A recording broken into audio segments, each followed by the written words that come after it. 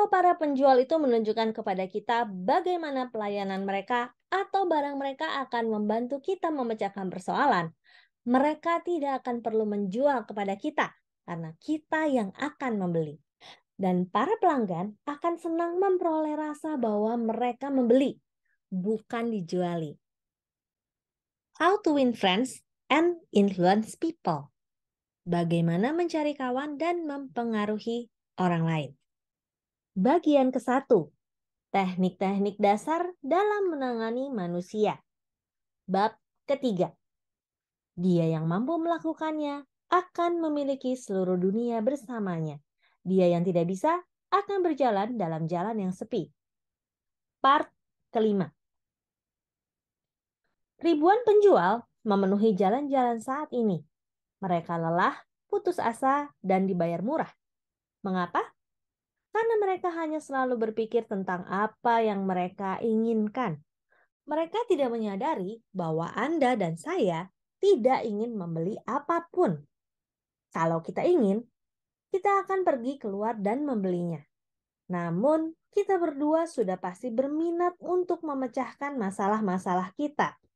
Dan kalau para penjual itu menunjukkan kepada kita bagaimana pelayanan mereka atau barang mereka akan membantu kita memecahkan persoalan, mereka tidak akan perlu menjual kepada kita. Kita yang akan membeli. Dan para pelanggan akan senang memperoleh rasa bahwa mereka membeli, bukan dijual. Namun, banyak penjual menghabiskan waktu menjual tanpa melihat segalanya dari sudut pandang si pelanggan. Misalnya, selama bertahun-tahun saya tinggal di Forest Hills, masyarakat kecil dari perumahan pribadi di pusat New York. Suatu hari, tatkala saya bergegas menuju stasiun, saya kebetulan bertemu dengan seorang operator real estate yang telah membeli dan menjual properti dalam area itu selama bertahun-tahun. Dia tahu baik mengenai Forest Hills. Maka saya segera menanyakan kepadanya apakah rumah plesteran saya dibangun dengan bilah metal atau ubin berongga. Dia bilang dia tidak tahu. Dan dia menyampaikan apa yang sudah saya ketahui, bahwa saya bisa memperoleh informasi itu dengan menelepon Forest Hill Garden Association. Esok paginya saya menerima surat darinya. Apakah dia memberi saya informasi yang saya inginkan? Sebenarnya dia bisa saja memberinya dalam waktu 60 detik melalui telepon, tapi dia tidak melakukannya. Dia menyampaikan kepada saya lagi bahwa saya bisa mendapatkannya dengan menelepon. Kemudian dia malah minta menangani asuransi saya. Dia tidak berminat membantu saya. Dia hanya berminat untuk menolong dirinya sendiri.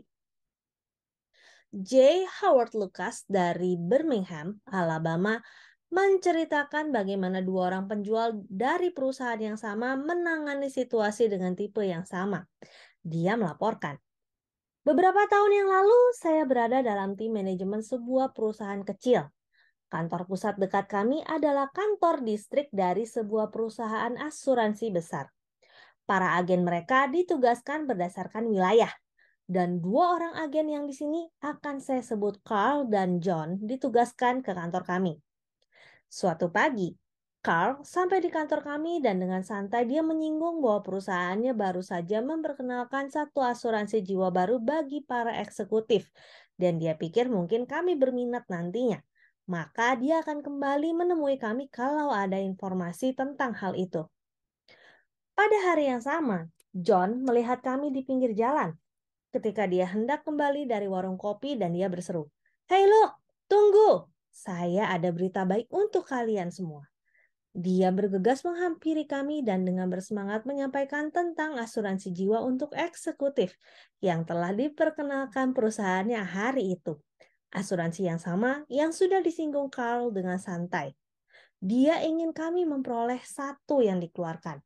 Dia memberi kami beberapa fakta penting tentang ulasannya dan mengakhirinya dengan mengatakan, "Polisi masih baru sekali. Saya akan meminta seseorang dari kantor kami untuk datang besok dan menjelaskannya. Sekarang, untuk sementara waktu, mari kita menandatangani surat permohonannya dan sambil jalan bisa memperoleh lebih banyak informasi untuk diselesaikan." Antusiasmenya membangkitkan dalam diri kami minat terhadap asuransi ini, meskipun kami belum mendapatkan rinciannya.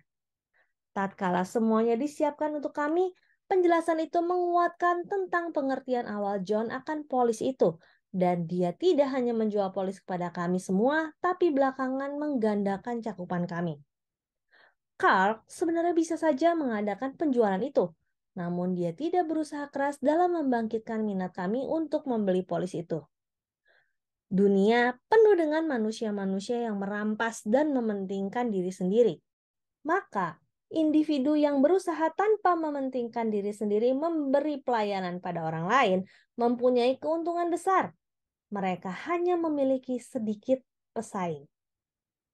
Owen Young, seorang ahli hukum terkenal dan salah satu pemimpin besar dalam bisnis Amerika, pernah berkata, "Orang yang bisa meletakkan diri pada tempat orang lain, yang bisa mengerti cara berpikir mereka, tidak perlu khawatir tentang masa depannya."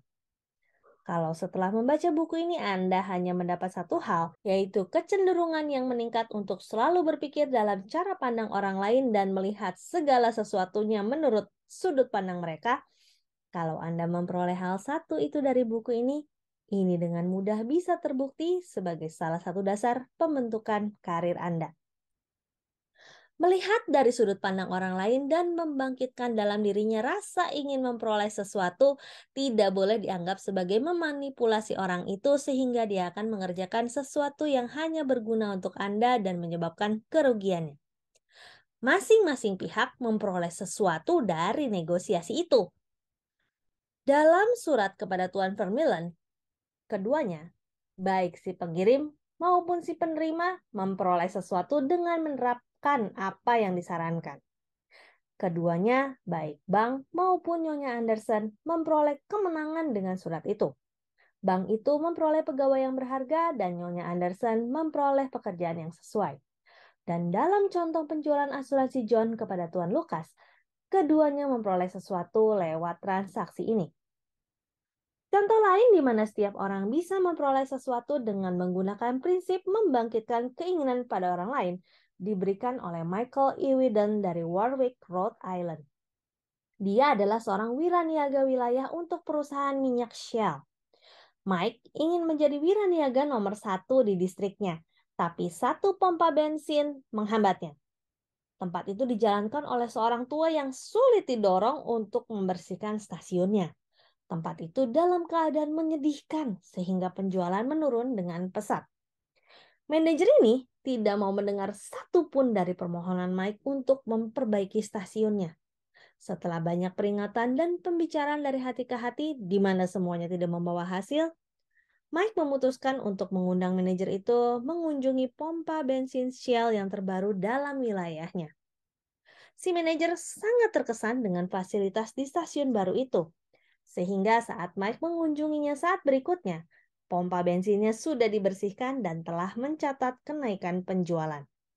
Hal ini memungkinkan Mike mencapai peringkat nomor 1 dalam wilayahnya.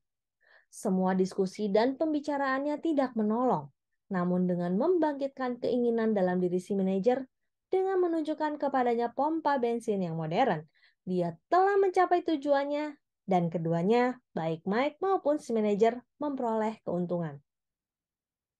Hampir semua orang menempuh sekolah akademiknya dan belajar membaca, menguasai misteri kalkulus, namun mereka tidak pernah mengetahui bagaimana pikiran mereka sendiri berfungsi. Misalnya, saya pernah memberi ceramah tentang kemampuan berbicara efektif kepada para lulusan muda akademi yang hendak masuk kerja di Carrier Corporation, sebuah pabrik air conditioner besar. Salah satu dari peserta ceramah ingin membujuk yang lain untuk bermain basket, mengisi waktu luang mereka. Dan inilah kira-kira yang dia katakan. Saya ingin kalian keluar dan bermain basket. Saya suka main basket, tapi beberapa kali terakhir ini saya pergi ke gimnasium. Ternyata tidak cukup orang untuk bisa mengadakan pertandingan.